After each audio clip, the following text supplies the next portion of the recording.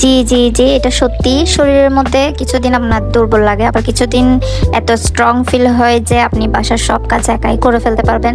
গরু কেটে গরু জবাই করে ওইটা একদিনের মধ্যে রান্না করে সবাইকে মেজবান খাওয়াই দিতে পারবেন। এতটাই স্ট্রং ফিল হয়।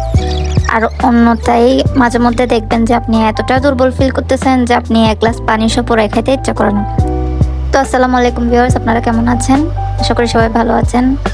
আপনারা দেখতে পাচ্ছেন আমি আজকে শাসলিক বানিয়েছি। ঈদের সময় যখন আমি শাসলিকটা বানিয়েছি তখন আমার ফ্যামিলি মেম্বাররা এটা অনেক পছন্দ করে, যে আমাকে অনেকবার বলছিল বানানোর জন্য, কিন্তু বিভিন্ন কাজের ব্যস্ততার কারণে এটা বানানো হয়নি।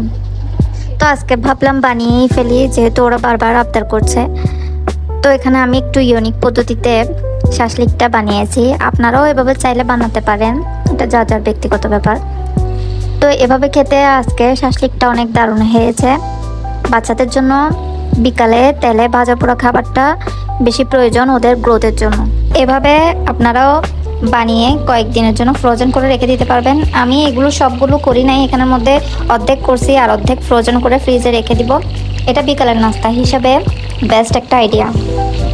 আর আমার ভিডিওটি যদি ভালো লাগে তাহলে অবশ্যই লাইক, কমেন্ট এবং শেয়ার করে আমার পাশে থাকবেন।